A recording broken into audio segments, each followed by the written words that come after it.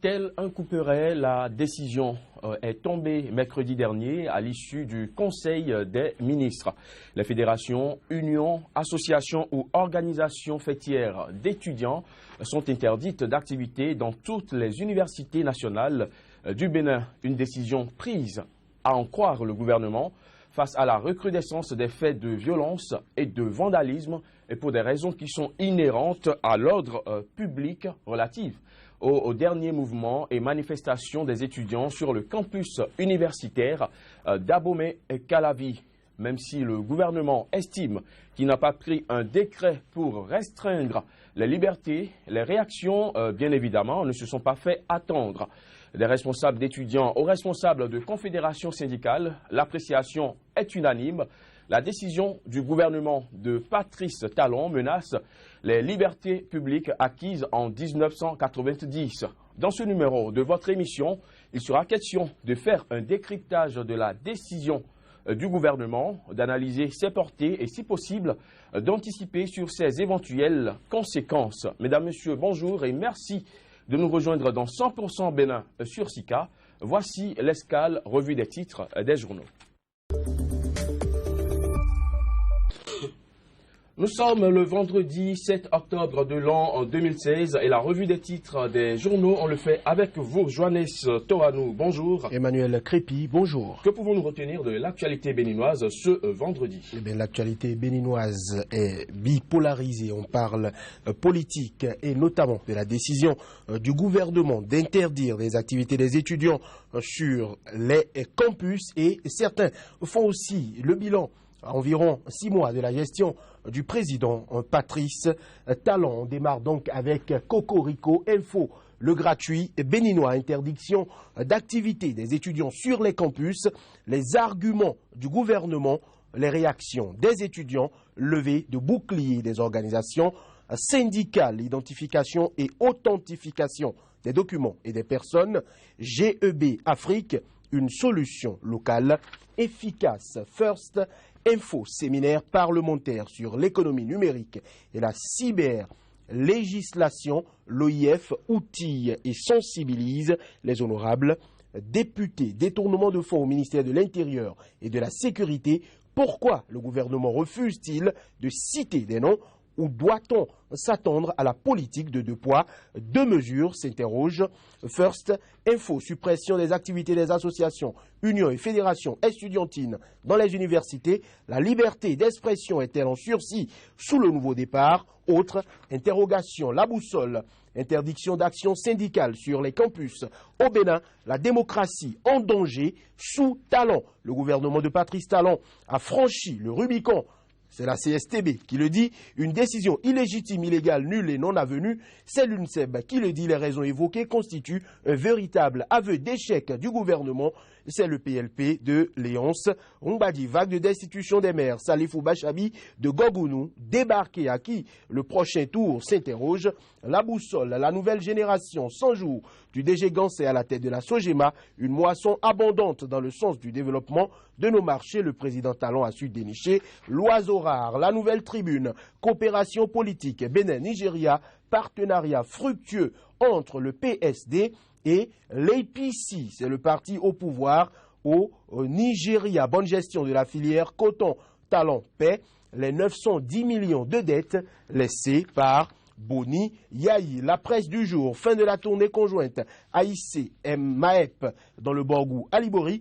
Le SG MAEP reprécise le rôle des acteurs de la filière. Activité interdite des fédérations, associations et unions estudiantines. La décision qui fâche. L'affiche du jour, interdiction des activités syndicales sur les campus du Bénin, menace sur les libertés publiques au Bénin, centrale syndicale et société civile s'indigne. Le confrère de la matinée, 6 avril 2016, 6 octobre 2016, zoom sur les grandes décisions audacieuses du président Patrice Talon en 6 mois de gestion. Démarrage du championnat professionnel. Le football béninois renaît bientôt de ses cendres. Tout le calendrier des matchs des Ligues 1, 2 et 3. Le matin, réorganisation de l'association interprofessionnelle du coton. des réformes qui consolident l'union des acteurs. Interdiction des activités aux associations d'étudiants dans les universités nationales, avalanche de réactions contre le gouvernement. Le potentiel tournée conjointe Haïssé-Maeb dans le bassin cotonnier L'Or-Blanc en pleine régénérescence dans la Liborie. Partenariat entre les partis PSD du Bénin et l'EPICI du président Boari au Nigeria. Emmanuel Golou vivifie la coopération politique. Sud-Sud, représentant de l'Afrique au secrétariat général des Nations Unies pour l'environnement, les atouts de Luc Nyakaya, candidat du Bénin. Le promoteur mairie de Parakou, Charles Toko, forme son cabinet. Le télégramme, raison du blocage des mutations à la police et à la gendarmerie, la nouvelle carte sécuritaire en cause. Après seulement 6 mois de gestion, le président Talon, de plus en plus décrié. L'événement précis, insécurité, grogne interne et autres frustrations, profond malaise à la police nationale suite à la mesure d'interdiction des activités d'association estudiantine, syndicalistes, hommes de droit et responsables étudiants assomment Patrice Talon. Matin libre, restriction des libertés. Après les étudiants, les syndicalistes. Repères médias, apurement, correction et mise à jour du fichier électoral national par le COS, l'EPI et l'ANT. Les Béninois attendus dans les centres de vote pour corriger leurs données personnelles et déclarer leur mort. Emmanuel Crépy, ce sera tout pour le compte de la revue de presse pour le compte de ce vendredi. Merci, Johannes Toanou. C'était donc l'actualité béninoise telle que relayée par les journaux qui nous sont parvenus ce vendredi. La revue des titres des journaux, le tout dernier pour le compte de cette semaine. Merci, Johannes Toanou, d'avoir feuilleté pour nous ces tabloïds. Cette émission va se poursuivre.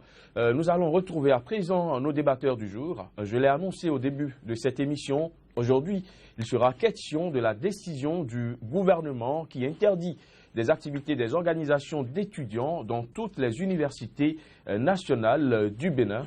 On revient juste après cette courte pause.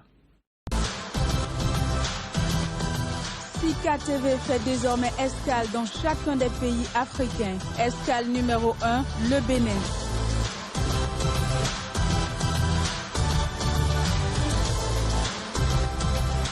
Retrouvez désormais sur Sika TV votre émission 100% Bénin consacrée exclusivement à l'analyse de l'actualité au Bénin. Pendant 45 minutes, la parole sera donnée aux spécialistes de l'information et autres analystes pour décrypter l'actualité socio-économique et politique.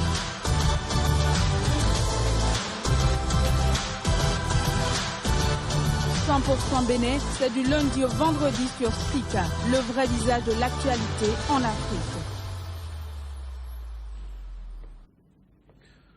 Au Bénin, les réactions n'ont pas cessé de fuser de toutes parts depuis mercredi dernier, suite à la décision du gouvernement d'interdire les activités des organisations fêtières d'étudiants dans toutes les universités nationales du pays.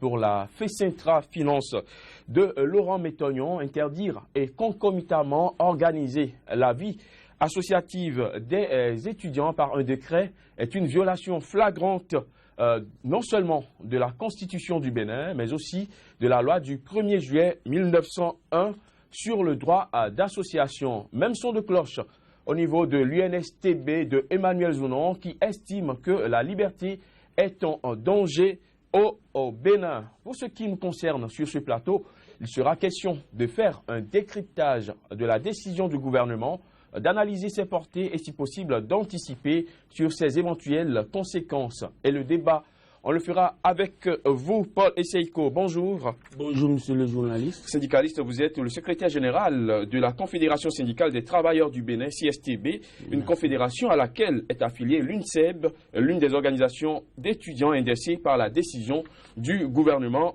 On en parle également. Non, je vous rectifie. L'UNSEB n'est pas affiliée à la CSTB, mais nous avons un partenariat avec d'amitié de travail. On vous aura compris. On en parle également avec Georges Anagonou. Bonjour. Bonjour, monsieur. Socio-anthropologue, vous êtes un ancien responsable d'organisation fêtière d'étudiants, plus précisément du bureau exécutif fédéral de l'AFNEB, Fédération nationale des étudiants du Bénin. Oui. Merci à vous d'avoir accepté d'être sur ce plateau de 100% Bénin.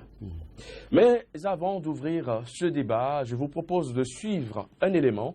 Il s'agit d'un extrait du point du Conseil des ministres de mercredi dernier présenté à la presse par le ministre d'État Pascal Irénée Koupaki, un point au cours duquel il avait annoncé la décision d'interdiction d'activité des organisations fêtières d'étudiants dans les universités nationales du Bénin.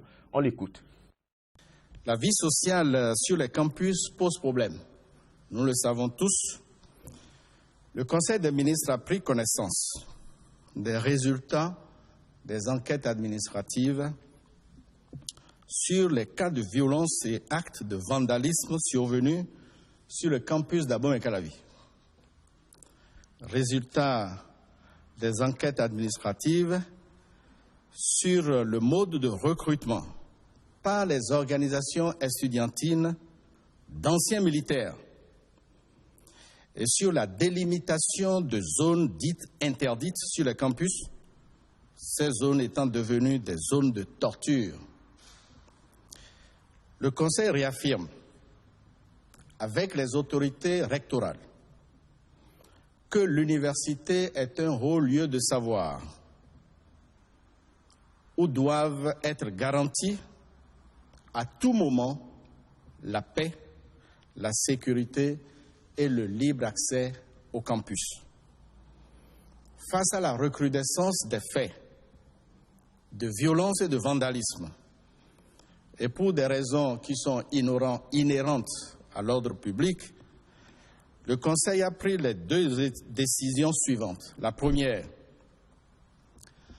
toutes les fédérations, unions, associations ou organisations fêtières d'étudiants sont interdites d'activité dans toutes les 4 universités nationales. Deuxièmement, les conditions d'exercice d'activité et ou de reconnaissance des associations d'étudiants sont définies par décret pris en Conseil des ministres. Le Conseil a adopté un décret qui consacre ces deux décisions. Donc le décret portant interdiction d'activité des fédérations, unions, associations ou organisations fêtières d'étudiants dans toutes les universités nationales du Bénin. Voilà, c'était mercredi dernier à Cotonou lors de la présentation de quelques décisions importantes prises en Conseil des ministres. Monsieur Georges Anagono, vous avez suivi cette décision du gouvernement d'interdire d'activité les organisations fêtières estudiantines. Comment appréciez-vous cette décision? Merci beaucoup. Je pense que sur ce plateau, moi, je fais beaucoup plus de la pédagogie compte tenu de la personnalité dans le mouvement, un mouvement de revendication, un mouvement social, la personnalité que j'ai en face de moi. J'ai plutôt fait un travail de pédagogue, un travail de sociologue. Et donc, quand la décision est sortie, ce que j'avais à faire, c'était d'aller chercher les mobiles. Qu'est-ce qui peut amener un gouvernement à prendre une décision aussi solennelle et aussi grave? Et donc, dans quelle situation nous sommes contestés? C'est que à l'Université nationale du Bénin, il y a une crise qui dure depuis longtemps. Et c'est inhérente à la personne humaine. On ne peut pas dire, chercher une université, il n'y a jamais de crise. Ce n'est pas ça le problème qu'on va chercher. Donc, nous sommes dans une situation de crise. Dans cette situation de crise, nous avons le gouvernement qui a dit, compte tenu de ses principes, je ne veux pas intervenir, il aurait dit, je ne veux pas intervenir directement dans la crise. Et pourtant, un gouvernement, c'est le père de la nation, c'est la structure la plus dirigeante. Et quand deux structures de la nation se battent, eh bien, il revient au gouvernement d'intervenir. Ce n'est pas interdit. D'ailleurs, c'est son rôle. Mais ce gouvernement-ci, c'est des méthodes de travail. Nous n'interviendrons pas directement. Et donc, la crise n'est pas réglée. Nous sommes toujours dans la crise. Et dans cette crise-là, la première sortie du gouvernement, c'est de venir dire, ah, attention, moi, ce que je vois, c'est que c'est parce que vous agissez qu'il y a crise, je vous interdis d'action sur le campus. Voyez-vous, moi, j'aurais voulu qu'on compte aux gens quelle est l'histoire du mouvement étudiant au Bénin et quelle est l'histoire de la démocratie au Bénin. Si on ne fait pas ces rappels, les gens vont oublier au fait. Oui, mais avant d'en arriver à l'historique des mouvements étudiants au Bénin, comment est-ce que la décision en elle-même, qu'est-ce que cela vous inspire déjà? Vous imaginez, j'ai été vice-président de la Fédération béninoise, du bureau exécutif fédéral des étudiants. Et comme Diop Benoît a été mon président, vous voyez, je suis très à l'aise. Diop Benoît est quand même aujourd'hui membre du gouvernement. D'accord? Et si je suis là et que la décision tombe, comme quoi on interdit les mouvements étudiants, c'est qu'on me renvoie dans le maquis. Et le maquis, ce que ça a fait au Bénin, nous devons dire qu'on ne doit plus jamais avoir cela. Plus jamais. Renvoyer les mouvements d'étudiants, les associations dans le maquis, c'est être en train de préparer une nouvelle révolution. Et je pense que la révolution en a eu au Bénin qu'on ne doit pas. Donc moi, en tant qu'ancien responsable d'étudiants, enfin je ne sais pas comment je vous dis, mais j'avais plus de mots. J'ai commencé par chercher mes esprits. La décision a été quand même claire. Le gouvernement s'est basé sur un certain nombre de mobiles pour prendre sa décision. Quand même. On va venir sur ces mobiles. On va venir, puisque nous sommes dans le débat, d'accord? Il y a eu des déclarations. Un gouvernement, je pense que, comme je le dis, nous allons faire un travail de pédagogue. Ce ne serait pas bien que le gouvernement vienne nous dire les étudiants recrutent d'anciens militaires. Vous voyez la gravité? C'est sur la base d'enquête, c'est ce qu'on non, nous a dit. Non, attendez. Il y a une politique communicationnelle qu'il faut avoir, de la pédagogie, d'expliquer, d'annoncer. Mais tu ne peux pas venir un matin dire, nous avons vu des gens qui recrutent d'anciens militaires. Les anciens militaires même sont régis. Ils ne doivent pas faire certaines activités, les anciens militaires. Vous voyez ce que je veux dire? Donc, un gouvernement de venir nous dire un matin, eh bien, il recrute des anciens militaires. Il y a des zones de torsion sur le campus. Vous voyez que ces étudiants, enfin ce mouvement, je ne parle pas de ceux d'aujourd'hui, qui ont subi des tortures assez banales, tout ce que vous voulez, qu'eux, ils introduisent aujourd'hui sur le campus, le lieu de savoir, un lieu de torture, une zone de torture, je pense que c'est autre chose qu'on voulait dire. Et moi, c'est vrai, j'ai quitté l'université il y a longtemps, mais il m'arrive de faire un tour. Peut-être mes tours ne m'ont pas permis de découvrir ces zones. D'ailleurs, voyez-vous, je ne dis pas que ça n'existe pas, mais je voudrais que le gouvernement donne plus d'explications. Parce que c'est des déclarations graves. Des gens qui recrutent d'anciens militaires, des gens qui ont créé une zone, un segment au campus. Non, en fait, pour l'instant, je fais comme Saint-Thomas, je ne crois pas, jusqu'à ce que je puisse voir ça devant moi. Paul Seiko, la décision est donc tombée. Quelle a été votre réaction tout de suite? Vous vous en doutez, c'est une décision, disons, qui est tombée comme une épée de Damoclès. Ensuite, les mots me manquent pour dire qu'un gouvernement de Patrice Talon, qui lui-même a subi donc un certain nombre de violations des libertés, puisse agir de cette manière. Et dans ce gouvernement, nous avons beaucoup de gens qui connaissent l'histoire de ce campus et l'histoire en matière politique et en matière de liberté. Je ne peux pas comprendre qu'un certain Sahuito puisse être là, un certain Diop Benoît puisse être là, un certain Azanaï puisse être là, avec tout ce que nous avons eu dans les rues tout dernièrement. Il n'y a que 6 mois. Bon, l'histoire de cette prise de décision vient du fait que nous étions entrés en crise il y a quelques moments avec les décisions de ligne rouge du préfet de l'Atlantique et du littoral.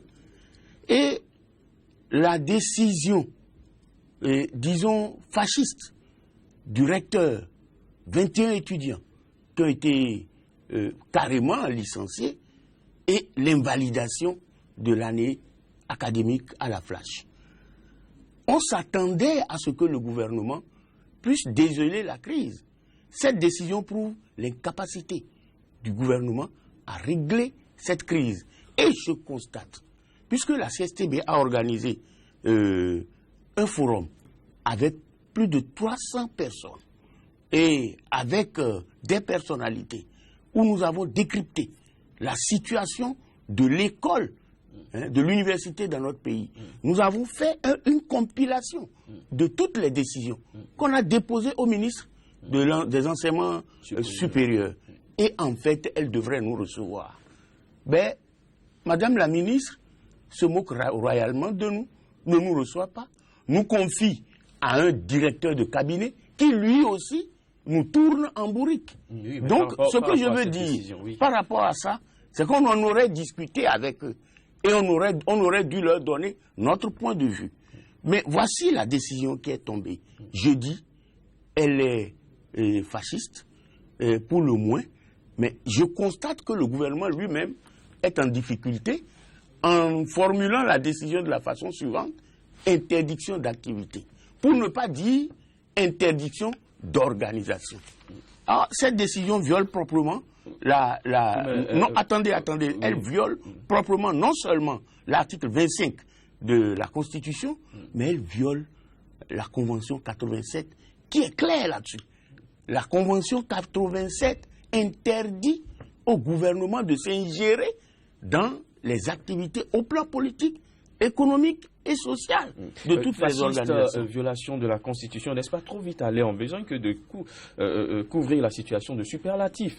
Le gouvernement n'a pas juste là parlé de dissolution.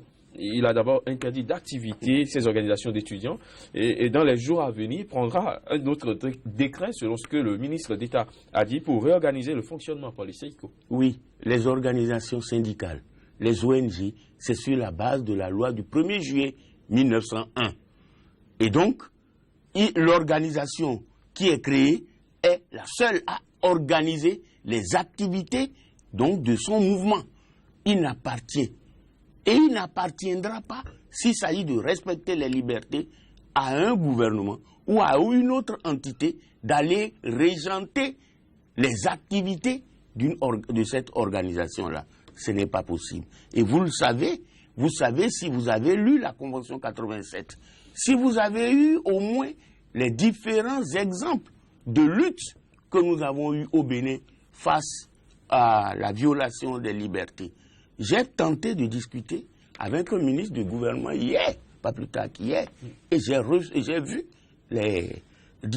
la difficulté qu'ils avaient à dire au jour d'aujourd'hui que les organisations au niveau du campus sont interdites. Il me dit, nous n'avons pas interdit les organisations. Mais je lui dis, mais organisation, structure fêtière, c'est les structures fêtières qui organisent toute activité au niveau de l'organisation. Autant dire, l'organisation est interdite au lieu de nous dire les activités. Mais même là, vous n'avez pas droit d'aller jusque-là, alors que, justement, le gouvernement avait pour simplement faire une sorte de médiation, où voir le recteur, discuter à tête reposée avec le recteur. Organiser un dialogue. Et organiser un dialogue. Voilà ceux qui parlent de dialogue, qui violent les principes du dialogue. Et qui, maintenant, monsieur le journaliste, en dissolvant pratiquement les... Il n'y a pas eu de dissolution. Je dis... Interdiction d'activité. Ça veut dire dissolution. Puisque si la structure fêtière ne peut pas organiser, ne peut pas faire des activités, une organisation est créée pour faire des activités. Mais voilà que la structure qui est mise en place au niveau du Congrès, au niveau de la structure, dès qu'on a mis en place cette structure, eh bien, elle ne peut pas agir.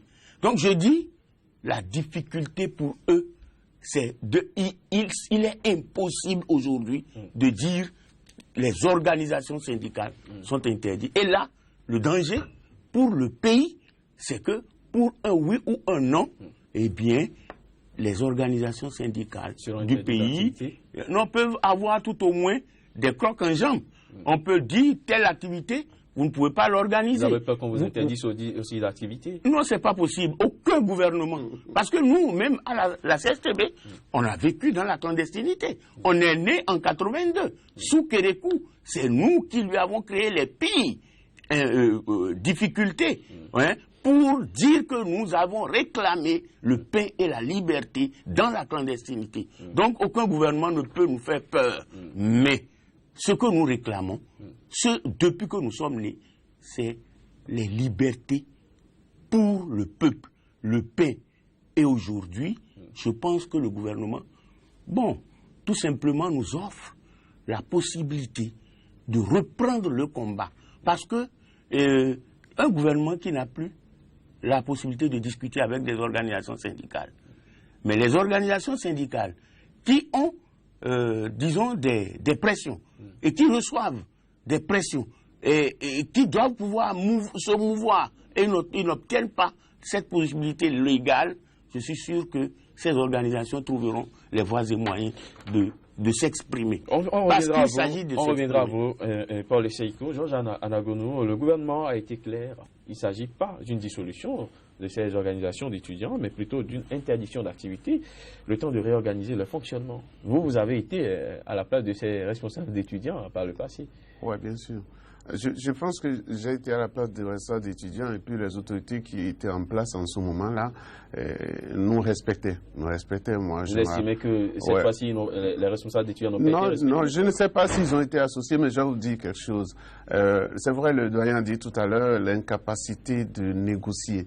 Je pense qu'on a des personnes très intelligentes dans ce gouvernement et prendre une décision de cette manière-là peut conduire à ce que le SG vient de dire, ça dit incapacité. Non, je pense qu'ils ont de la capacité de négociation.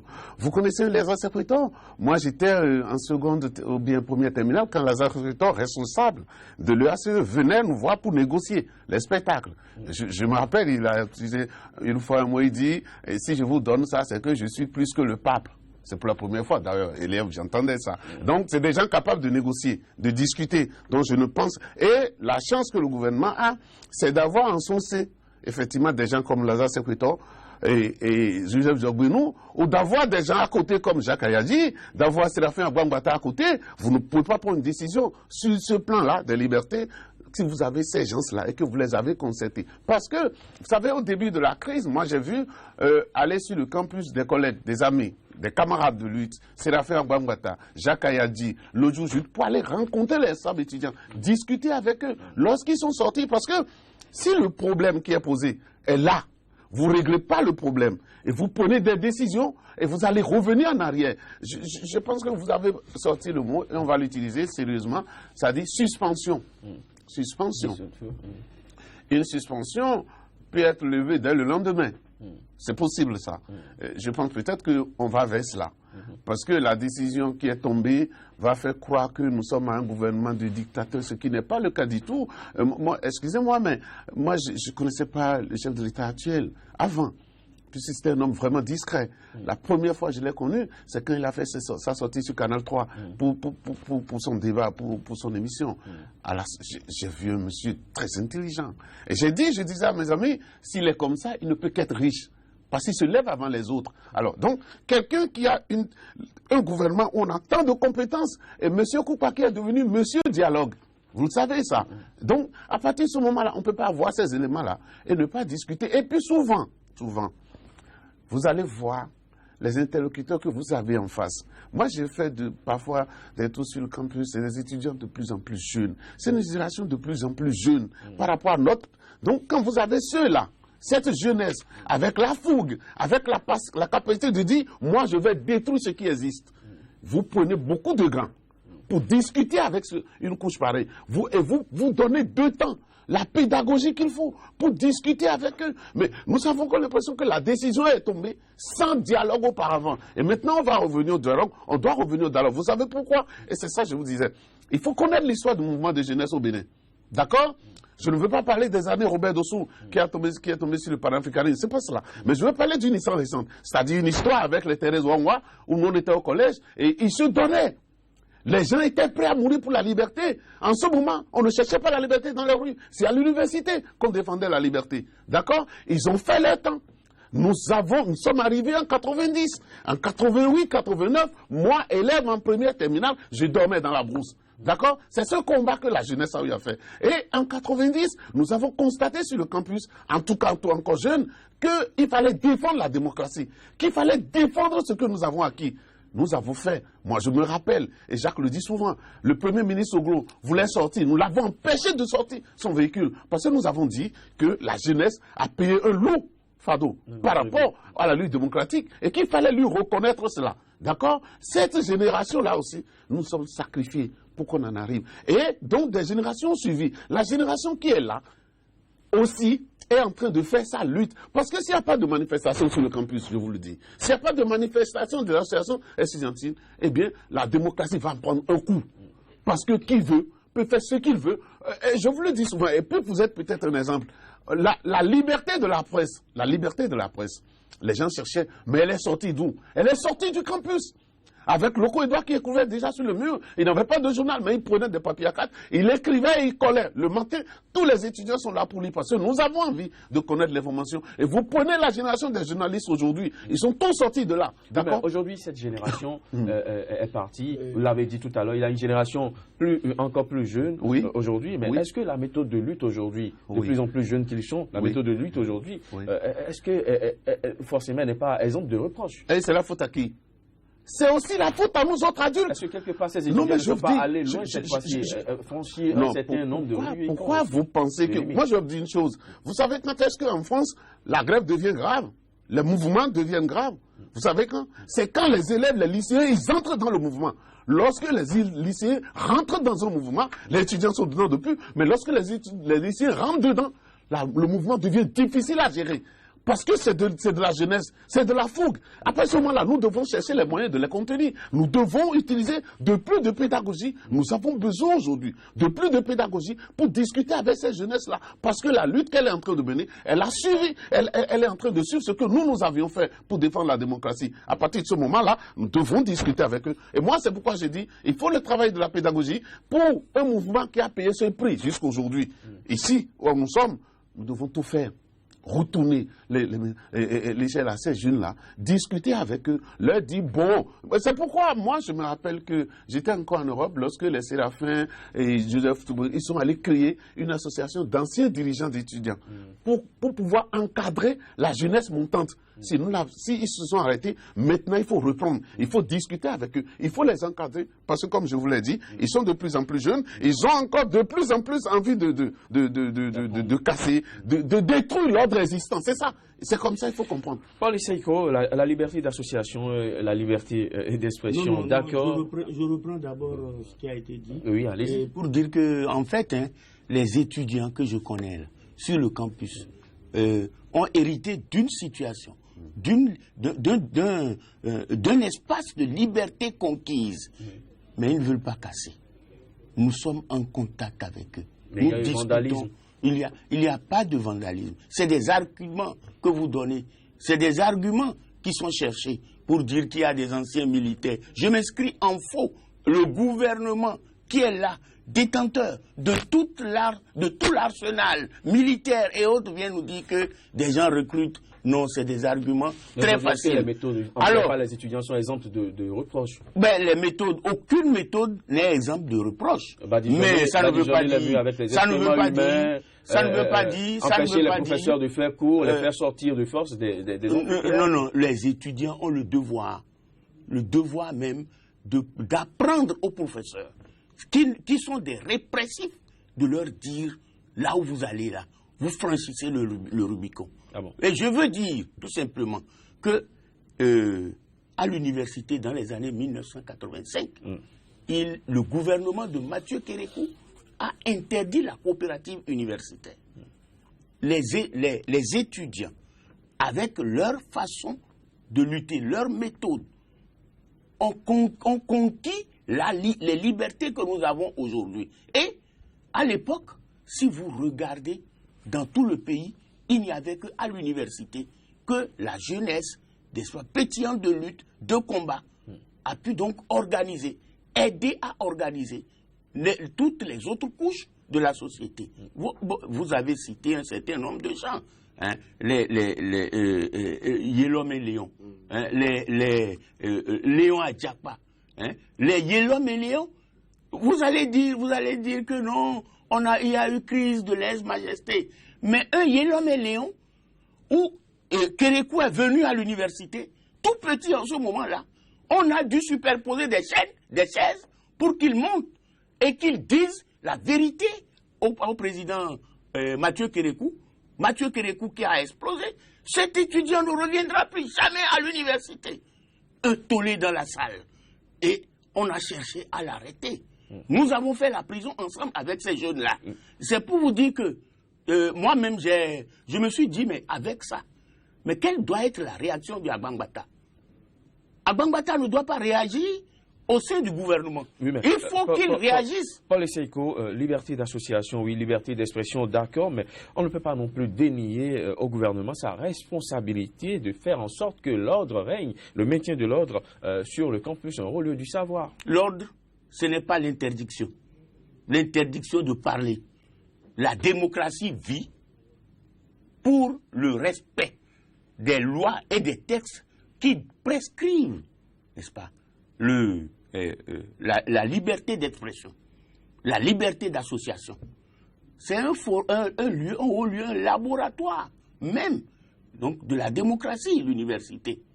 Et je constate tout simplement que tous ceux qui sont à la tête de l'université, notamment CNC, sont incapables de comprendre le sens de nos luttes depuis jusqu'à aujourd'hui.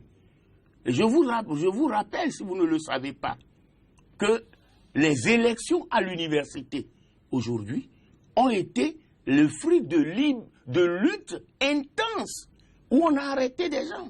Le professeur Karl Voyeme a été arrêté au campus là. Et j'étais avec lui pour dire qu'il faut que la communauté universitaire élise le recteur aujourd'hui. Nous avons passé, nous deux, nous avons passé au jugement, au barreau. Et c'est après ça que Mathieu Kérékou a vu que, bon, ensemble, nous allons, il vaut mieux que l'on élise le recteur. Brice Cessé est élu. Là, la seule chose qu'il manque, monsieur le journaliste, la seule chose qui manquait à ces décisions, c'est que on puisse prévoir que si un recteur devient un autocrate, ou bien il ne résume pas, il ne réalise pas, il ne conduit pas, n'est-ce pas, les aspirations de la communauté universitaire, eh bien, il faut qu'il parte. Paul Seiko, la décision a quand même été déjà prise par le gouvernement. Ce gouvernement, nous savons, qui n'aime pas reculer sur ces décisions. On a vu l'exemple de la carte universitaire. Le décret a été pris finalement. À quoi pourrait-on s'attendre, disons, surtout venant de votre part, vos défenseurs de la liberté dans les jours à venir? Moi, je pense que le gouvernement a pris cette décision pour ne pas payer, tout simplement pour ne pas payer les bourses aux étudiants. Non, mais quand même, c'est exactement ça. Je pense que le gouvernement a pris cette décision. On ne peut pas lier cette décision au paiement. Mais les étudiants ont réclamé le paiement des bourses. Ils ne l'ont pas fait. Et ils ont manifesté. On chasse 21 étudiants. Ensuite, on invalide l'année universitaire à la flash. Et puis là, on est là, on s'attendait à ce que des négociations se présentent. Et on ne négocie pas. On a passé près de 2 mois de vacances et on s'attendait à ce que le gouvernement puisse négocier avec les gens.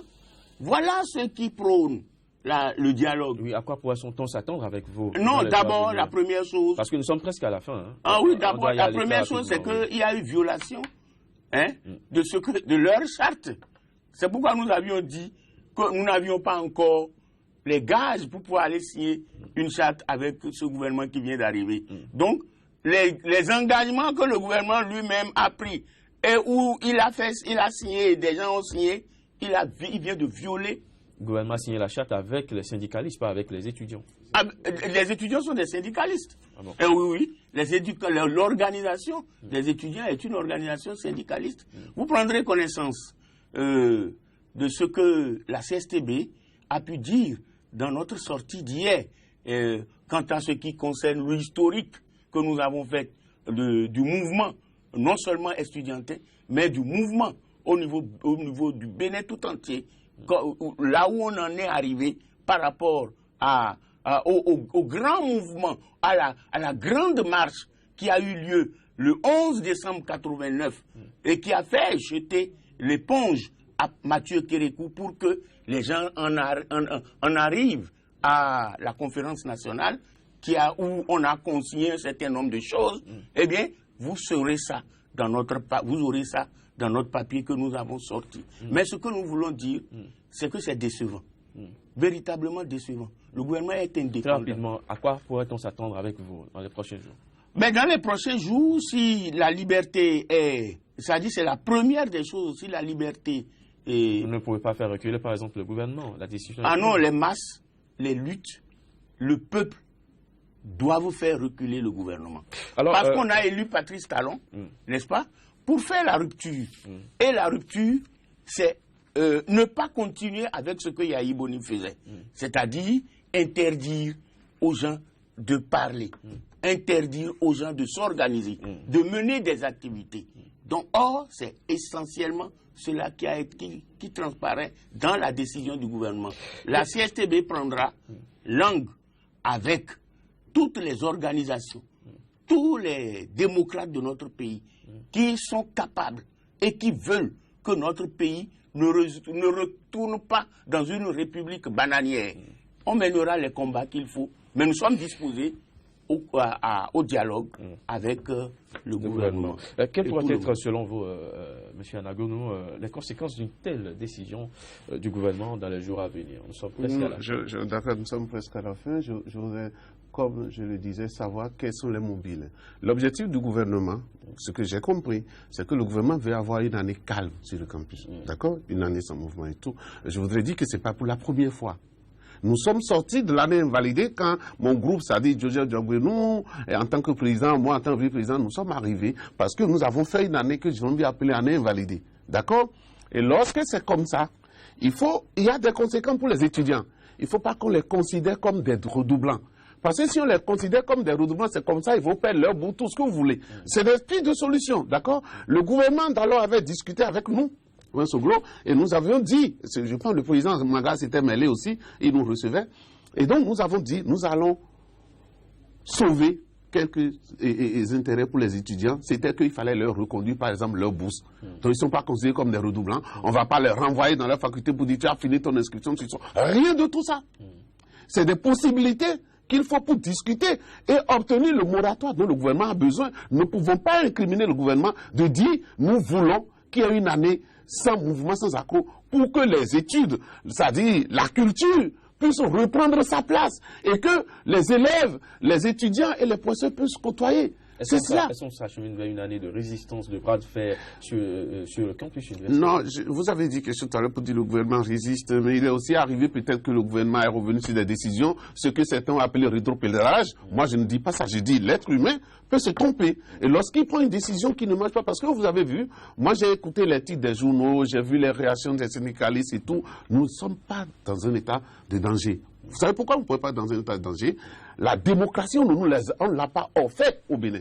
Le peuple béninois a lutté pour avoir la démocratie. Et il n'y a personne pour venir nous supprimer la démocratie. Et le gouvernement n'en a même pas l'intention. Parce que ce gouvernement, si ce régime est arrivé, c'est parce que la démocratie a marché. Les libertés démocratiques ont été préservées, quel que soit ce qui se passait. Et c'est pour ça, moi, je voudrais le dire, que je me connais parfois, monsieur Koupaki. Parce que quand il se met et il lit des trucs comme ça, c'est que je vois en lui le régime passé. Et ce n'est pas bien qu'ils se mettent à lire des trucs comme ça et qui font croire une décision qui est sortie et qui a commencé par faire de toller la nuit même. Moi, j'ai suivi sur une radio, j'étais dans mon véhicule, j'ai suivi sur une radio où on disait il va y avoir des lendemains chauds. Pourquoi? Nous sommes dans une situation où nous pouvons négocier, il va y avoir des lendemains chauds. Moi, je voudrais appeler le gouvernement à organiser. Je vois certains ministres n'en ont certainement pas l'habitude de discuter dans ces conditions, mais je pense qu'on en a l'habitude. Je pense que je dois en avoir l'habitude. S'ils ne peuvent pas, ils n'ont qu'à appeler Jacques Ayadi aux ressources. Parce qu'aujourd'hui, ces camarades, je suis mal pour eux. Je ne sais pas comment ils seront dans leur peau. Le doyen a dit tout à l'heure qu'il veut que Séraphin réagisse. Nous sommes dans l'exercice du pouvoir. Et quand on est dans l'exercice du pouvoir, la réaction, elle est tout autre. Le doyen le sait. Mais ce que je voudrais dire, c'est que nous allons reprendre maintenant.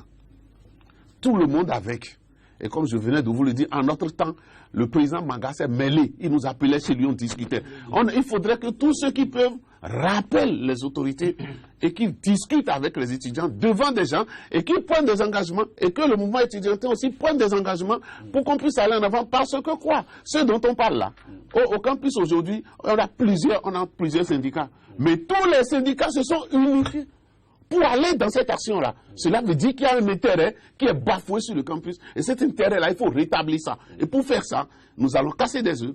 D'accord? Parce que nous voulons faire des omelettes. La décision du gouvernement, je demande humblement aux amis, parce qu'il y en a pas plusieurs qui sont venus à l'université après moi, ou bien qui sont de ma génération, qui sont un peu plus que moi, d'accord? Donc nous sommes tous des gens de... Il faut rappeler les étudiants, rappeler le recteur pour dire, ils ne sont pas... Le doyen l'a dit, quand moi j'ai fait partie du premier comité d'élection des recteurs sur le campus, donc c'est par rapport à la lutte que c'est venu. Ils n'ont qu'à discuter avec les étudiants, savoir qu'ils ont des organisations plus jeunes avec eux et aller. Donc moi je pense que le lendemain, non, je pense que le lendemain va être calme parce que tout le monde va se mettre autour de la table de discussion. Merci à vous. Nous sommes à la fin, monsieur Paul Essayko. Nous avons largement dépassé le temps qui nous a été accordé. Merci à vous d'être passé sur le plateau de cette émission. Paul Essayko, syndicaliste, secrétaire général de la CSTB, Georges Adagonou, socio-anthropologue et ancien responsable d'organisation d'étudiants, plus précisément du bureau exécutif fédéral de la FNEB. Merci à vous d'être passé avec vos différents points de vue. Le peuple béninois, vous aurez compris, Paul Essayko. Mesdames et messieurs, ce sera tout pour ce vendredi. Ravi d'avoir été en votre compagnie. Très bonne suite des programmes sur SICA.